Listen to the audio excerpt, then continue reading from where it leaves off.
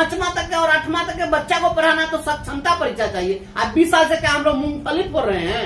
हम लोग 20 साल से मूंगफली नहीं फोड़ रहे स्कूलवा में। आज जो रिजल्ट दिखा रहे हैं, आज पूरा पीठ ठोक रहे हैं माननीय मुख्यमंत्री जी और शिक्षा विभाग के आला अधिकारी लोग कि मैट्रिक का रिजल्ट इतना हो गया, इंटर का रिजल्ट इतना % बढ़ गया। तो ये कहां से आ गया?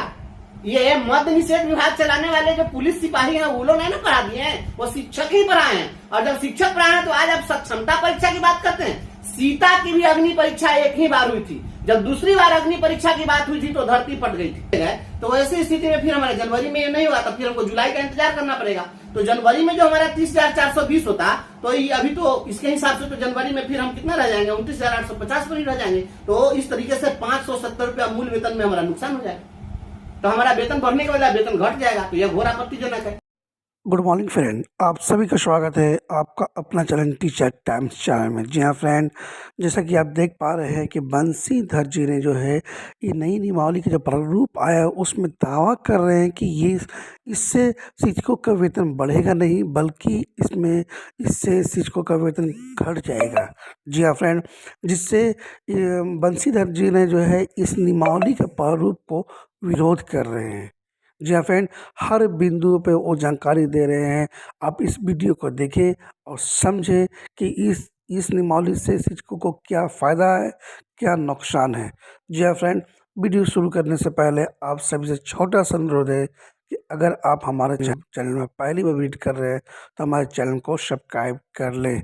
अगर वीडियो अच्छा लगे तो लाइक शेयर कमेंट करना ना भूलें। जी हाँ फ्रेंड, देखें इस वीडियो। नियमावली का प्रारूप आया है और यह प्रारूप शिक्षा विभाग ने सार्वजनिक करके इस पर सुझाव के आमंत्रित किए हैं। शिक्षा विभाग ने सभी स्टेक होल्डर्स को, सभी जो संबद्ध पक्ष हैं, जो लोग भी इस नियमावली से जुड़े हुए हों, चाहे वो शिक्षक हों, अभिभावक हों, छात्र हों, शिक्षा विभाग के पदाधिकारी हों, ये सभी लोगों से इस पर सुझाव आमंत्रित किया है विभाग ने।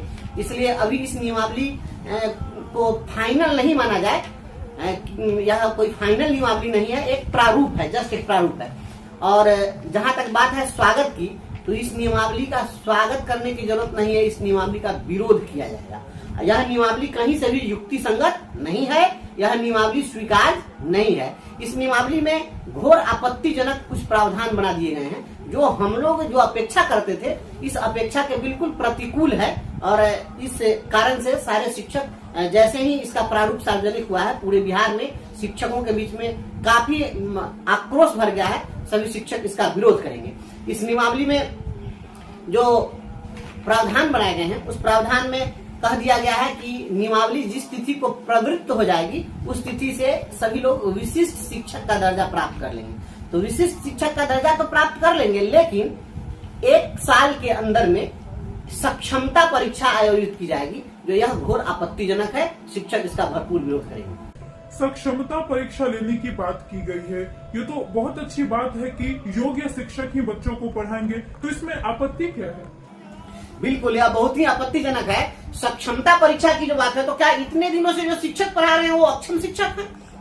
इसका जवाब सरकार को ही देना चाहिए था कि अगर शिक्षक सक्षम नहीं है, आज इनको सक्षमता परीक्षा अगर याद आ रही है तो सरकार को ही अब जवाब देना होगा। सरकार को हम लोग कटघरे में खड़ा करेंगे कि हम क्या सक्षम नहीं है। तो इससे पहले तो दक्षता परीक्षा ली गई है। दक्षता परीक्षा तो सक्षमता से भी और बहुत भारी शब्द है। यह तो सक्षम होने की बात है और उसमें दक्ष होने की बात है। और जो लोग भी इस तरह का ये प्रावधान बना रहे हैं और बार बार शिक्षकों को मानसिक रूप से प्रताड़ित करने की कोशिश कर रहे हैं, जरा इन्हीं लोगों से हमें पूछने की जरूरत है कि ये जो विभाग के जो बड़े बड़े पदाधिकारी हैं, आदरणीय के पाठक जी राज्य के अपर मुख्य सचिव हैं, हालांकि उनसे अभी हम कोई शिकायत नहीं कर रहे हैं, लेकिन हम एक उदाहरण के रूप में बताना चाहते हैं कि आदरणीय के पाठक जी शिक्षा विभाग के अभी अपर मुख्य सचिव हैं। इसके पहले ये मद्य निषेध विभाग के अपर मुख्य सचिव थे। इसके पहले खनन विभाग में वो थे। तो एक ही व्यक्ति शिक्षा विभाग भी चला लेता है, वही व्यक्ति खनन विभाग भी चला लेता है, वही व्यक्ति जब जाता है तो उत्पाद और मद्य निषेध विभाग भी चला लेता है। तो उसमें उन लोगों को कोई सक्षमता परीक्षा देने की जरूरत पड़ती है? जो कोई परीक्षा देने की जरूरत नहीं पड़ती है। एक ही बार वो यूपीएससी करके आए और सारे ब्रह्मांड के सारे विभाग को चलाने में वो सक्षम हो गए। और हमें केवल 5वां तक के और 8वां तक के बच्चा को पढ़ाना तो सक्षमता परीक्षा चाहिए। आप 20 साल से क्या हम लोग मूंगफली फोड़ रहे हैं? हम लोग 20 साल से मूंगफली नहीं फोड़ रहे स्कूलवा में। आज जो रिजल्ट दिखा रहे हैं, आज पूरा पीठ ठोक रहे हैं माननीय मुख्यमंत्री जी और शिक्षा विभाग के आला अधिकारी लोग कि मैट्रिक का रिजल्ट इतना हो गया, इंटर का रिजल्ट इतना % बढ़ गया। तो ये कहां से आ गया? ये मद्य निषेध विभाग चलाने वाले जो पुलिस सिपाही हैं वो लोग नहीं ना पढ़ा दिए हैं, वो शिक्षक ही पढ़ाए हैं। और जब शिक्षक पढ़ाए हैं तो आज आप सक्षमता परीक्षा की बात करते हैं। सीता की भी अग्नि परीक्षा एक ही बार हुई थी। जब दूसरी बार अग्नि परीक्षा की बात हुई थी तो धरती फट गई थी, और धरती फट गई और सीता जी उस धरती में समा गई थी। ये शिक्षकों को बार बार आप परीक्षा लेकर के और इस तरह से आप लज्जित और अपमानित करने के लिए आप प्रयास कर रहे हैं। और जो शिक्षक बार बार खुद ही परीक्षा देता रहेगा तो पढ़ाएगा कब? वो अपनी ही परीक्षा की तैयारी में लगा रहेगा तो बच्चा वो खाक पढ़ाएगा। तो ये इस तरह का प्रावधान बिल्कुल आपत्तिजनक है। हालांकि जो मुझे जानकारी है, हम एक पक्षीय बात नहीं करेंगे, जहां तक हमें जानकारी है कि परीक्षा के प्रावधान पर कुछ लोग जो फिरकी ले रहे हैं और जो विभाग को गुमराह करके और नियमावली में इस तरह का प्रावधान जोर और जोड़वा रहे हैं, तो आदरणीय के पाठक जी जो राज्य के अपर मुख्य सचिव महोदय हैं, उन्होंने भी इस पर उन्होंने भी आपत्ति जताई कि नहीं, बार बार परीक्षा नहीं होनी चाहिए, इससे शिक्षकों की ऊर्जा का ह्रास होता है और इससे शिक्षक अपमानित महसूस करते हैं। तो मनोबल शिक्षकों का नहीं तोड़ना चाहिए। मन के हारे हार है और मन के जीते जीत। तो शिक्षकों का मनोबल जब टूटेगा तो उसका कुप्रभाव पड़ेगा शिक्षा विभाग पर। वो बच्चों को क्या पढ़ाएंगे? वो खुद अपनी ही तैयारी में लगे रहेंगे। सपोज करिए कि कोई पहली बार सक्षमता परीक्षा में पास नहीं किया तो फिर दोबारा उसको तैयारी करना पड़ेगा। दोबारा भी अगर कोई नहीं होता तो तिबारा उसको तैयारी करना पड़ेगा। और ये 1 साल में पहली बार लेंगे, उसके बाद फिर 1 साल के बाद लेंगे, फिर 1 साल के बाद लेंगे, तो 3-4 साल तक तो तैयारी में रह जाएगा। तो इतना दिन तो बच्चा की पढ़ाई बाधित होगी ना, मानसिक रूप से तो अपने परीक्षा की तैयारी में रहेगा। तो हम माननीय अपर मुख्य सचिव महोदय से यह मांग करते हैं कि परीक्षा के संबंध में जो आपने शर्त थोप दिया है, यह शर्त बिल्कुल अनुचित है। और हम लोग जो अपेक्षा कर रहे हैं वह यह अपेक्षा है हमारी बिहार के तमाम शिक्षकों की कि आप बिना किसी शर्त के अपने गुरुजन मित्रों को यह हम बतला देना चाहते हैं कि क्या क्या चीज में हम लोगों को परेशानी खड़ी होगी। इसमें सबसे पहली बात तो हम लोगों ने परीक्षा पर आपत्ति दर्ज की है कि यह बिल्कुल ही आपत्तिजनक है। परीक्षा वाला प्रोविजन एकदम हट जाना चाहिए। परीक्षा कि जैसे ही आप सक्षमता परीक्षा किसी तरह के परीक्षा की आप बात करेंगे उसका पुरजोर विरोध हो जाएगा। दूसरी बात है कि इन्होंने जो बनाया इसमें, तो वेतन के लिए जब ये विशिष्ट शिक्षक बनाएंगे, अब हम लोग का नाम तो विशिष्ट शिक्षक हो जाएगा, तो विशिष्ट शिक्षक जब बनाएंगे तो फिर हम लोग के लिए एक वेतन भी ये अलग से तय कर रहे हैं। और इसके लिए फिटमेंट मैट्रिक्स इन्होंने बनाया। ये जो फिटमेंट मैट्रिक्स है, इसी फिटमेंट मैट्रिक्स में हम लोग को जो ही वर्तमान में वेतन मिल रहा है उसको उसी में फिट करेंगे कि जहां पर हम फिट बैठ जाएं। तो अभी हम आपको बता दें कि जो फिटमेंट मैट्रिक्स बना करके लाया गया है, इसका जो पार्श्व प्रविष्ट शिक्षकों की जो श्रेणी है उसमें फिटमेंट मैट्रिक्स तालिका बनाई गई है। इसका जो है 7वां जो कॉलम है उसमें 29,850 है।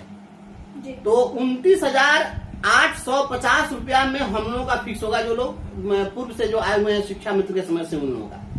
तो ये 29,850 पर ये फिक्स करेंगे। अभी वर्तमान में जो हम लोगों को वेतन मिल रहा है, जो पूर्व से शिक्षा मित्रों के समय से जो लोग भी हैं, उसमें हम लोगों को अभी 29,530 रुपया मिल रहा है। और जब ये फिटमेंट मैट्रिक्स में हमको फिट करेंगे तो 7वां कॉलम में हम फिक्स होंगे। तो जो 7वां कॉलम में जाएंगे तो हमारा वेतन हो जाएगा 29,850 रुपया मूल वेतन हो जाएगा। तो इसमें मात्र 320 रुपया हमारा मूल वेतन बढ़ेगा अभी वर्तमान में। तो मात्र 320 रुपया हमारा बढ़ने जा रहा है। और सबसे बड़ा संशय यह हो जाएगा कि अब अभी महीना चल रहा है अक्टूबर का, अगर ये अक्टूबर में नियमावली प्रवृत्त होती है तो अगर अक्टूबर से हम लोगों को अगर मान लिया गया या नवंबर से ही माना जाएगा, तो वैसी स्थिति में फिर अगले 6 महीने तक हम लोग की वेतन वृद्धि नहीं होगी। और इसके पूर्व जो हम लोग को जो वेतन मिल रहा है उसके हिसाब से हमारे वेतन वृद्धि का डेट 1 जनवरी तय कर दिया गया है। अब जनवरी में हमारा वेतन वृद्धि होने वाला है। तो जनवरी में जब हमारी वेतन वृद्धि होगी, अगर 3% वेतन वृद्धि होती है साल में, तो 3% वेतन वृद्धि होने पर हमारा 30,420 रुपया ऐसे ही हमारा हो जाएगा। तो हमारा 30,420 रुपया जनवरी में होने वाला है। और अगर इनके इस फिटमेंट मैट्रिक्स में चले गए तो ऐसी स्थिति में फिर हमारा जनवरी में ये नहीं होगा, तो फिर हमको जुलाई का इंतजार करना पड़ेगा। तो जनवरी में जो हमारा 30,420 होता, तो अभी तो इसके हिसाब से तो जनवरी में फिर हम कितना रह जाएंगे, 29,850 पर ही रह जाएंगे। तो इस तरीके से 570 रुपया मूल वेतन में हमारा नुकसान हो जाएगा। तो हमारा वेतन बढ़ने के बदला वेतन घट जाएगा, तो यह घोर आपत्तिजनक है। इस तरह का पिटमेंट मैट्रिक्स हम लोग के लिए नहीं चलेगा, यह बिल्कुल आपत्तिजनक है। हम लोग इस चीज का विरोध करेंगे। और आपको बतावे कि इसका एक और बहुत बड़ा इसमें विरोध का आपत्तिजनक इसमें जो है बातें हैं, उसमें अभी तक जो शिक्षकों के स्थानांतरण का जो प्रोविजन था, उसमें यह प्रोविजन था कि शिक्षकों का स्वैच्छिक स्थानांतरण ही होगा, बिल्कुल स्वैच्छिक होगा, वो जहां चाहेंगे वहां उनका उस सुविधा के हिसाब से स्थानांतरण किया जाएगा। लेकिन इन्होंने जो स्थानांतरण का जो प्रोविजन बनाया है, उस स्थानांतरण के प्रोविजन में स्पष्ट रूप से लिख दिया है कि विशिष्ट शिक्षक को प्रशासनिक आधार पर या शिक्षा का अधिकार अधिनियम छात्र शिक्षक अनुपात के तहत प्रतिबद्धताओं को ध्यान में रखते हुए निदेशक प्राथमिक या निदेशक माध्यमिक द्वारा सार्वजनिक हित में जैसा भी मामला हो जिले के बाहर स्थानांतरित किया जा सकता है। तो यह जो प्रोविजन बनाया गया है, यह एक साजिश है, या जानबूझकर के साजिश पूर्ण तरीके से इस तरह का बनाया गया है, क्योंकि अगर कोई भी शिक्षक जो पदाधिकारियों की चाटुकारिता नहीं करेगा, उनके बातों में वह जीवजूरी नहीं करेगा, हम लोग जैसा जो व्यक्ति विवाद बोलता है, लड़ाई लड़ता है, ऐसे लोगों को तो ये जब चाहेंगे तो यहाँ से प्रशासनिक रूप से दूसरे जिला में ट्रांसफर कर देंगे। तो ये तो कहेंगे कि प्रशासनिक रूप से इनको किशनगंज भेजा जाता है, तो हम मुजफ्फरपुर के रहने वाले को किशनगंज भेज देंगे। कैसी साजिश है? यह साजिश है कि आप अपने घर पर नहीं रह पाएंगे, हम आपको टॉर्चर करेंगे। ये तो एक तरह का साजिश में हो गया कि अब पहले यह छूट नहीं थी पदाधिकारियों को, हमको आप स्थानांतरित नहीं कर सकते थे इस तरीके से, लेकिन इसमें वह स्थानांतरण आप जब करेंगे, प्रशासनिक स्थानांतरण, तो मान लिया कि कोई मुजफ्फरपुर का रहने वाला है और बाइस्ट अगर हो जाए डायरेक्टर, बाइस्ट हो जाएगा शिक्षा विभाग का पदाधिकारी, तो मुजफ्फरपुर के शिक्षक को कैमूर भेज देगा, आप अपने परिवार से दूर रहिए। तो ऐसी स्थिति में यह स्थानांतरण का जो प्रोविजन है, यह बिल्कुल गलत प्रोविजन है। किसी भी शिक्षक का इस तरीके से खुलेआम कहीं भी प्रशासनिक आधार पर स्थानांतरण की छूट नहीं मिलनी चाहिए, यह घोर आपत्तिजनक है। हम लोग इसका विरोध करते हैं, यह चलने वाला नहीं है प्रोविजन। पहली परीक्षा जो इन्होंने कहा है कि सक्षमता परीक्षा, यह सक्षमता परीक्षा आपत्तिजनक है। दूसरा, वेतन का जो इन्होंने फिटमेंट मैट्रिक्स बनाया है, यह फिटमेंट मैट्रिक्स भी बिल्कुल गलत है। इससे हमारा वेतन बढ़ने के बदला वेतन घट जाएगा, तो फिर ऐसे राज्यकर्मी के दर्जा से क्या फायदा होगा। तो यह आपत्तिजनक है। और स्थानांतरण का जो प्रोविजन है, यह प्रोविजन बिल्कुल गलत है। ऐसे हमने पहले ही बता दिया था, इसके पूर्व में जिस दिन आपने हमारा बयान रिकॉर्ड किया था, हमने उस दिन बतला दिया था कि जो नई नियमावली आएगी, उस नियमावली में जो अभी अध्यापक संवर्ग जो बनाया गया है, उस संवर्ग से हम लोगों को कुछ कहीं न कहीं डिमार्क किया जाएगा, कहीं न कहीं विभेद करके रखा जाएगा। तो यह बात सच निकली है, या जो हमारा दावा था वह सत्य साबित हुआ है कि ये डिमार्केशन है। हम लोगों को उस अध्यापक संवर्ग में शामिल नहीं किया गया है और हम लोगों को अलग नाम दे दिया गया, विशिष्ट शिक्षक का नाम दिया गया है। तो कहीं न कहीं एक डिमार्केशन खींच दिया गया है। और दूसरी बात यह है कि इसमें हमारी वरीयता जो है, सभी साथियों को हम यह स्पष्ट बतला दें कि इसमें हमारी वरीयता का ख्याल रखा गया है। जो हम उस दिन भी दावा किए थे कि हमारी वरीयता जो है प्रभावित नहीं होगी, तो वरीयता हमारी प्रभावित नहीं हो रही है। यह तय कर दिया गया है कि प्रशिक्षित के रूप में जिस दिन से हमारी सेवा हुई है, या नियुक्ति में आने के बाद में जिस दिन से हम प्रशिक्षित का वेतन पा रहे हैं, प्रशिक्षित की सुविधा पा रहे हैं, उस दिन से हमारी वरीयता निर्धारित होगी और प्रत्येक 8 वर्ष पर हमें प्रोन्नति का लाभ मिलेगा। तो प्रत्येक 8 वर्ष पर प्रोन्नति का लाभ हमें जब मिलेगा, तो ये एक बात अच्छी बात है कि हमारी सीनियरिटी को प्रभावित नहीं किया गया है। हम इस चीज के लिए निश्चित रूप से यह अच्छी पहल है सरकार की। लेकिन परीक्षा की जब बात होगी, स्थानांतरण की बात होगी, वेतन की बात होगी, तो वहां पर यह आपत्तिजनक है और शिक्षक इसमें आपत्ति दर्ज करेंगे। और राज्य सरकार को इस तरीके का जो बनाया गया है प्रोविजन, इस प्रोविजन में यह ध्यान रखना चाहिए कि बिहार के जो शिक्षक हैं, यह लड़ाई जो लड़ रहे हैं, राज्यकर्मी के दर्जे की लड़ाई लड़ रहे हैं बेशक, लेकिन राज्यकर्मी हम बन जाएंगे। लेकिन आप दे क्या रहे हैं? हमारा वेतन बढ़ाने के बदला वेतन घटा रहे हैं। तो इससे तो साबित होता है कि आप बाइस्ड हैं, आप दबाव में निर्णय ले रहे हैं। तो दबाव में अगर निर्णय लीजिएगा, तो आप अगर दबाव में रहेंगे तो हम भी आपके साथ स्वभाववश नहीं जुड़ेंगे और आने वाले समय में चुनाव में इसका गंभीर खामियाजा भुगतना पड़ेगा। इसलिए इस तरह की साजिशपूर्ण या जो नियमावली है, इस नियमावली में जो भी आपत्तिजनक चीजें हैं उसको हटाया जाना चाहिए। राज्य सरकार को आप किस तरह सुझाव देंगे? सुझाव जो आमंत्रित किया गया है वह लिखित रूप में सुझाव दिया जाना है और इसमें कहा गया है कि ईमेल पर भेजना है, तो ईमेल सार्वजनिक कर दिया गया है। और जो आज विज्ञप्ति जारी की गई है, यह विज्ञप्ति कल अखबारों में भी प्रकाशित रहेगी। तो कल से ही हम लोग इस पर काम करेंगे और हम लोग सभी लोग राय मशविरा कर ले रहे हैं और इसके लिए सभी लोग ईमेल पर, जितने भी शिक्षक हैं सभी लोग ईमेल पर अपनी आपत्ति दर्ज करेंगे। सरकार और शिक्षकों को आप क्या संदेश देना चाहेंगे? हम सरकार को यह संदेश देना चाहते हैं, माननीय मुख्यमंत्री नीतीश कुमार जी और माननीय उप मुख्यमंत्री आदरणीय तेजस्वी यादव जी और राज्य के हमारे शिक्षा विभाग के अपर मुख्य सचिव आदरणीय के पाठक जी, आप तमाम लोगों से मेरा आग्रह है कि यह जो नियमावली लाई गई है, इस नियमावली से शिक्षक संतुष्ट नहीं है, तो हम आपको स्पष्ट बतला देना चाहते हैं कि यह जो है शिक्षक और सरकार के बीच जो टकराहट की स्थिति है, इस नियमावली से खत्म होने वाला नहीं है। इसलिए इस टकराहट को खत्म कीजिए और हमें आप सीधे राज्यकर्मी घोषित करिए, बिना शर्त घोषित करिए और वेतन भी सम्मानजनक बढ़ाइए। इस तरीके इससे काम नहीं चले। आप वेतन बढ़ाने के बदले में घटा रहे हैं तो इसका भी बहुत कुप्रभाव पड़ेगा। या मत समझिए कि हम लोग की आग ठंडी हो गई है। जिस तरीके से जब गोईठा जलता है तो ऊपर से राख हो जाता है और अंदर में अंगारा जलता रहता है, तो अंदर में भी अंगारा है, विस्फोट कर जाएगा आदरणीय मुख्यमंत्री महोदय।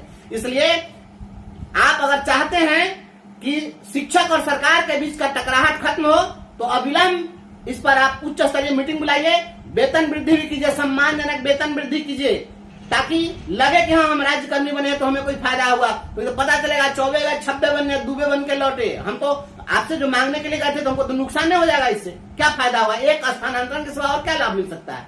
और कुछ नहीं होगा। आप तो हमको एकदम शेर के पंजा के सामने में लाकर हमको फेंक दिए कि सारा पदाधिकारी जहां मनो ट्रांसफर कर दो, जहां मनो कार्रवाई कर दो। पहले तो बहुत सारी बातें थी, लेकिन इससे हम लोगों को लाभ के बदला में नुकसान हो जा सकता है। इसलिए सम्मानजनक वेतन वृद्धि कीजिए, परीक्षा की बात को आप खत्म करिए और ये जो पदाधिकारियों को जो आपने छूट दे दिया है, निरंकुश बना दिया इस नियमावली में, या निरंकुशता को आप जो है खत्म करिए। और बिहार के सभी शिक्षकों को हम यह संदेश देना चाहते हैं कि कल से ही सारे साथी लोग पूरे बिहार में जो जहां है, एक एक शिक्षक का मेल जाना चाहिए इन बातों पर। जो आपत्तिजनक चीजें हैं, एक एक आपत्ति पर सभी लोग मेल करिए, अधिक से अधिक संख्या में मेल करिए। यह इंतजार मत करिए कि कोई दूसरा व्यक्ति मेल करेगा और हमारे बदला में वह कर देगा, एक व्यक्ति तो कर ही रहा है। नहीं, सारे लोग मेल करिए कि वेतन भी बढ़ाओ, सम्मानजनक वेतन बढ़ाओ, महंगाई का दौर है। और ये सक्षमता परीक्षा तो एक ही आईएएस सारा विभाग चला लेता है, तो वह सक्षम कैसे हो जाता है बिना किसी परीक्षा के? इसलिए हमारी कोई सक्षमता परीक्षा, हम तो खुद दक्ष हैं, दक्षता परीक्षा पे ले चुके हैं, पात्रता परीक्षा ले, टीईटी का एग्जामिनेशन हुआ, सारे लोग टीईटी पास हैं, जो टीईटी नहीं है वो दक्षता परीक्षा पास हैं। तो फिर अब सक्षमता परीक्षा किस बात की? सारे लोग इसका पुरजोर विरोध करिए, तमाम लोग दर्ज करिए, फिर हम लोग आपस में राय कर लेते हैं। अगर आवश्यकता पड़ेगी तो इसके लिए आंदोलन भी किया जाएगा, लेकिन हम लोग इस तरह के नियमावली को स्वीकार नहीं करेंगे जब तक इसके आपत्तिजनक प्रावधानों को हटाया नहीं जाए।